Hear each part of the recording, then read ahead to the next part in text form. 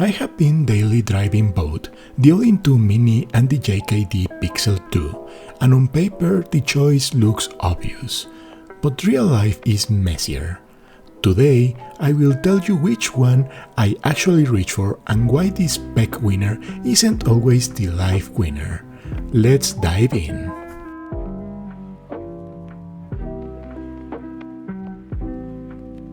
Everyone compares benchmarks and emulators, but after weeks of using both, there is one you will want to use and one you will mean to use. By the end, I will tell you which one stays in my backpack and which one lives in a drawer. If you are new here, I make honest handheld content with a focus on what it's like to actually live with these devices. Quick sessions before bed, coffee shop gaming, airport waits, you know the vibe. I'm not trying to crown a universal champion. I'm finding the right tool for real people with real time. Let's start with the thing you feel every second: comfort. The Odin 2 Mini looks small, but it's deceptively comfortable. Gentle curves, proper grips, and Hall effect sticks that still feel precise after lots of use. It's the kind of handheld you can play for an hour without thinking about your hands. The GKD Pixel 2 is adorable and pocketable, and that's part of its charm. But because it's so small, long sessions are tough. For quick 10-minute bursts, it's great. For a long couch session, not so much. If you have larger hands, you will feel it sooner. Short version: Pixel 2 equals micro session, Odin 2 Mini equals real sessions.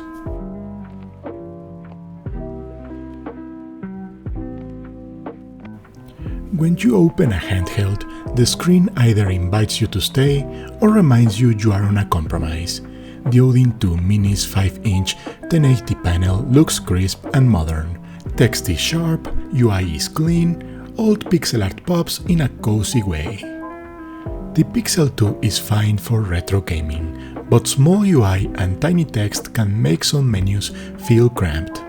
It absolutely nails quick nostalgia hits like the GBA or PS1, but when you bounce into more complex UIs or newer frontends, you will wish for a little more space. But if you are looking past that, like GameCube or PS2, the answer is a big no-no.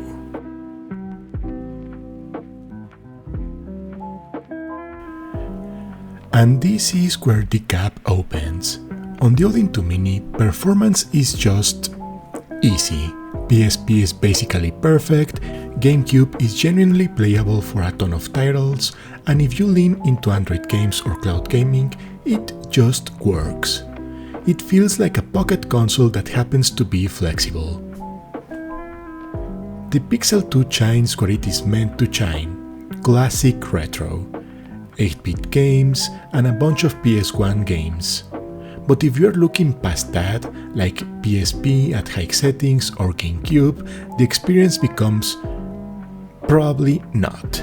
So ask yourself, are you chasing comfort and power or pure retro charm?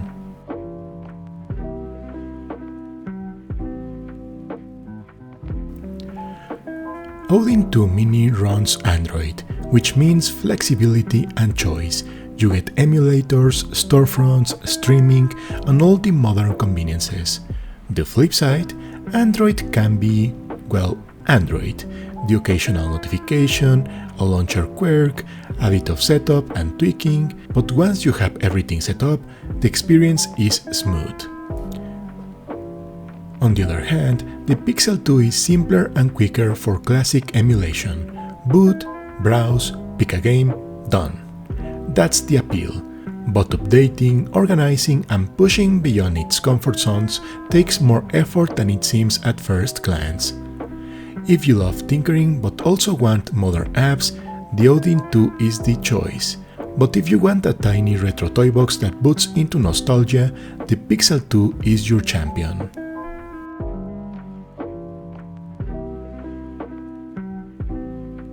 Odin 2 Mini's sticks and triggers feel like a shrunken real controller. Accurate, reliable, and easy to aim in 3D games. On the Pixel 2, the small form factor is the star and the limitation. It's fun for platformers, RPG, and quick fighters, but the tiny size makes precise 3D camera control a huge challenge. You can do it, but you won't want to for too long. In real life, battery is about trust. The Odin 2 Mini gives you dependable sessions, crank brightness and heavy emulation, and of course it drains faster, but for normal play it's solid. Pixel 2's battery is fine for short blasts, which fits its identity. It's the one you toss in a pocket just in case. If you're commuting or waiting in line, it's perfect. If you're on a long flight and want PS2 or heavy emulation, the Odin 2 Mini plays the "don't worry about it" role better.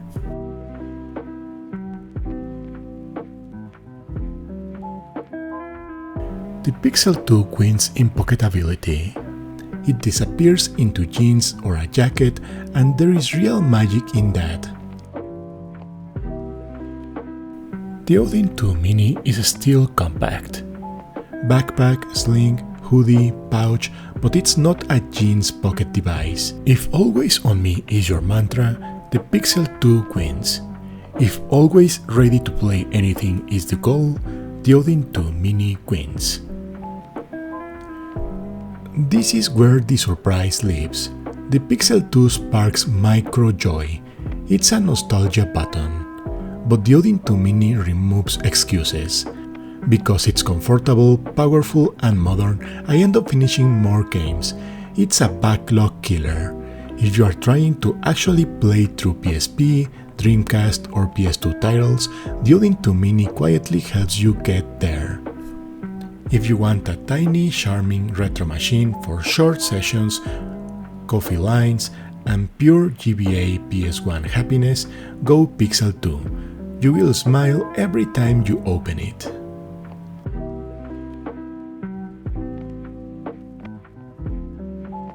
If you want a comfortable, powerful handheld that handles retro and heavier emulation, plus Android games and streaming, and you actually want to finish things, go with the Odin 2 Mini.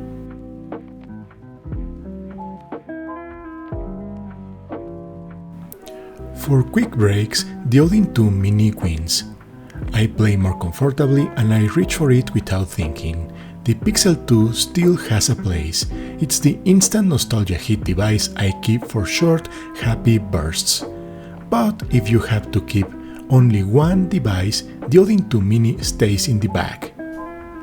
If this helped, I've got a full Odin 2 Mini video where I dig into long-term comfort, battery, and the little surprises that nobody tells you.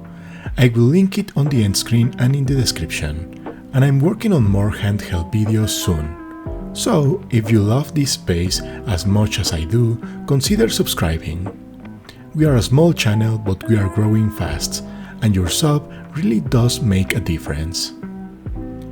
Thanks for hanging out, and let me know in the comments which handheld are you using right now and why.